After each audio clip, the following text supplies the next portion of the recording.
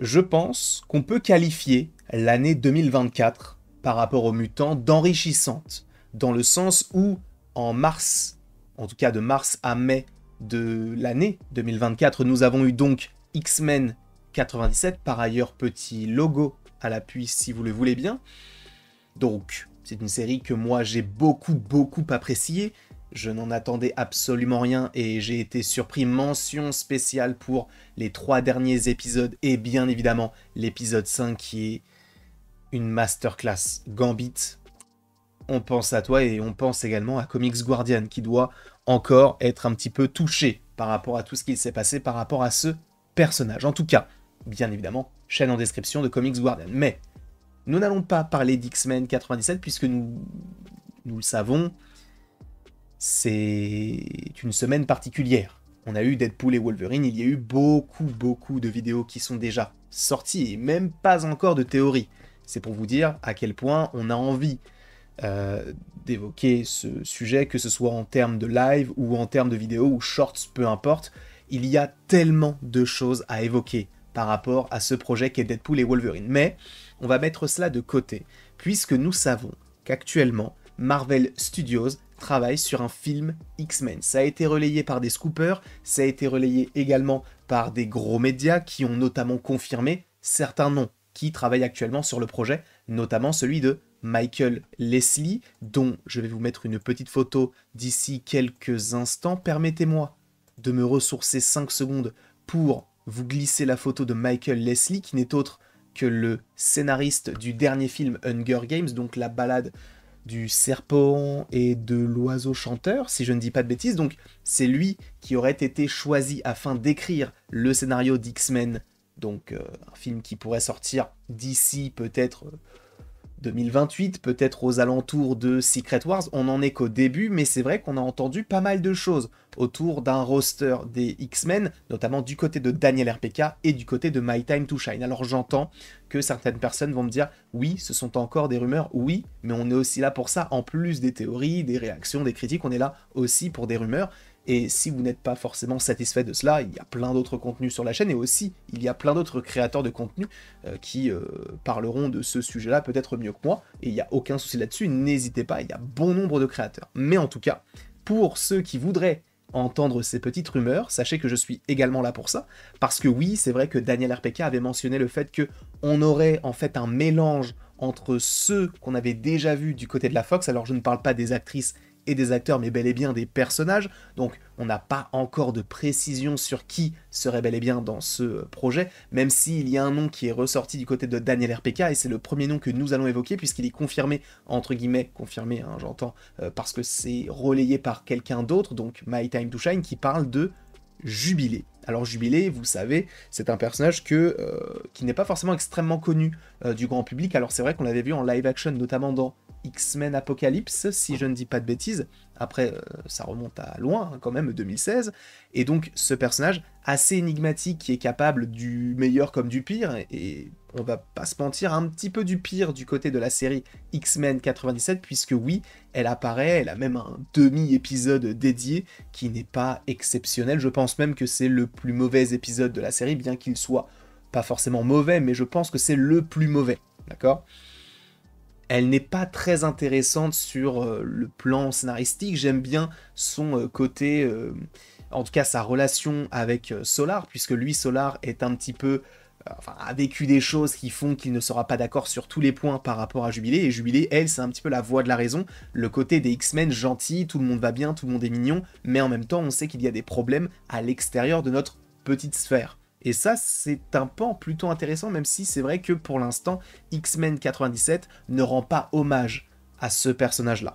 Et je ne vais pas vous mentir, le reste de la série X-Men, ou en tout cas le début de la saison 1, ne lui rend pas hommage non plus. Hein. J'en suis confus pour elle, mais donc c'est l'un des noms qui est revenu. Donc oui, Jubilé, normalement, devrait faire partie de cette équipe des X-Men. On a 2 autres noms qui ont, pas fuité, mais qui ont été dévoilés par My Time to Shine. Donc, restez bien assis, restez bien connectés, parce qu'on va en parler maintenant. Parce que oui, dans un premier temps, on parle, bon, plutôt dans un deuxième temps, on parle d'Iceberg ou Iceman. Oui, Robert Drake serait bel et bien de retour, vous le savez, comme je viens de vous le dire, il y avait donc des noms qu'on avait déjà entendus sur la première génération de personnages qui devraient revenir du côté du prochain film live-action des X-Men, et Iceberg en fait partie. Alors moi, c'est un personnage que j'aime bien, je ne l'aime pas forcément, enfin du coup je l'aime encore moins dans X-Men l'affrontement final, où c'est clairement, osons dire les termes, un bâtard, notamment avec Malicia. Et c'est vrai que j'ai l'impression qu'on est vraiment resté à la surface de tout son potentiel. Sachant que c'était surtout le côté je suis amoureux de Malicia, qu'est-ce que je fais qui était assez intéressant en soi, mais plus du côté de Malicia, lui était plus une valeur ajoutée, on va dire, par rapport à l'intrigue de Malicia, qui était vraiment, vraiment très très bonne à mon sens.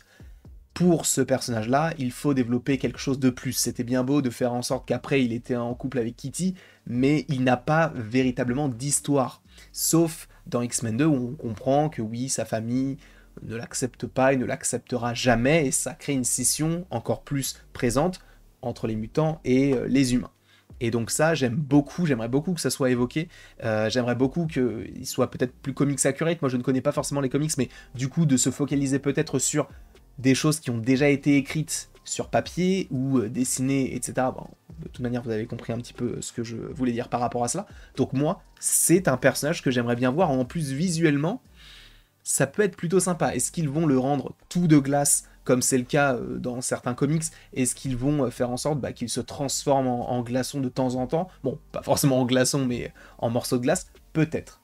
On verra ça. En tout cas, lui est le deuxième nom qui a été donc évoqué. Sachant, je le précise, et par ailleurs pour en parler, je vais remettre le petit logo avant de parler du troisième et dernier personnage qui devrait être dans cette équipe des X-Men dès le début, donc dès le premier film, mais il faut savoir que dans ces X-Men là, on aura, comme je vous l'ai dit, des personnages qu'on connaît déjà, mais aussi des personnages qu'on ne connaît pas, ou en tout cas qu'on connaît peut-être des comics, mais qu'on n'a jamais vu pour l'instant en live action. Et ça, c'est important de le préciser, sachant que je vous ai déjà dit que Michael Leslie était en train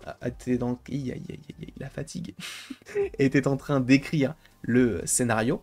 Sachez que, selon encore une fois des rumeurs, il y a un réalisateur qui serait envisagé afin de s'occuper de ce projet-là et possiblement même bien de la suite concernant les live action. Ce serait Ryan Coogler, qu'on connaît notamment de Black Panther ou encore de Creed, et qui récemment a produit la série Iron Heart. Alors on n'a pas encore de visuel de la série, mais en tout cas ça a été produit par Ryan Coogler.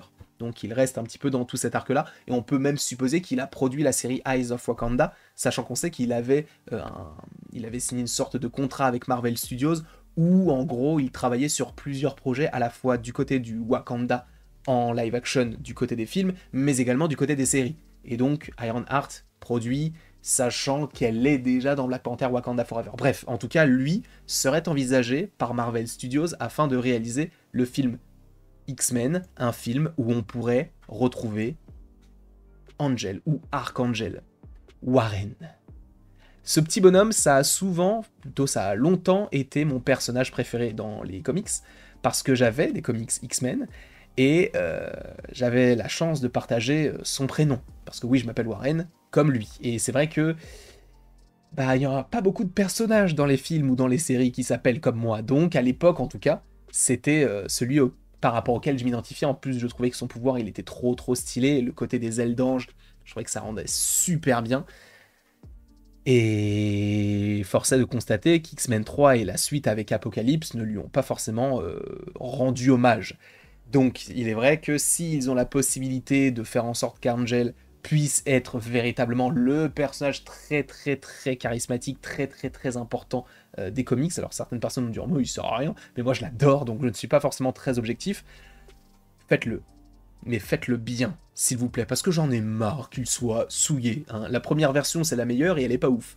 Donc, ça vous dit un petit peu ce qu'on peut penser de celui d'Apocalypse. En tout cas, voilà ce qu'on pouvait dire sur ce roster. Alors évidemment, on n'a pas encore parlé de Jean Grey, de Tornade, de Cyclope, de Wolverine, de Deadpool, de Colossus, mais peut-être qu'ils arriveront, peut-être pas. En tout cas, pour l'instant, selon My Time to Shine, et en lien avec ce qu'a dit Daniel RPK il y a de cela maintenant quelques temps, nous aurions droit à Jubilé, du côté de l'équipe des X-Men, mais également à Iceberg et Archangel. Moi, c'est un roster qui pourrait me plaire, Même si, encore une fois, ce n'est qu'une petite partie de tout le groupe qu'on aura. Je vous remercie, en tout cas, d'avoir regardé cette vidéo. N'hésitez pas à l'aimer, à la partager, à la commenter et à vous abonner, si ce n'est pas déjà le cas. Et après tout ceci, il ne me reste donc plus qu'à vous dire à la prochaine, pour la prochaine. Et encore une fois, merci beaucoup à vous. Je vous le jure, c'est véritablement toujours un plaisir. Et en plus de ça, ça va en lien avec eh bien, la sortie de Deadpool et Wolverine. Donc même les vidéos qui sont un petit peu autour de l'univers Marvel dans sa globalité sont toujours un petit peu en lien avec eh bien, l'univers des mutants.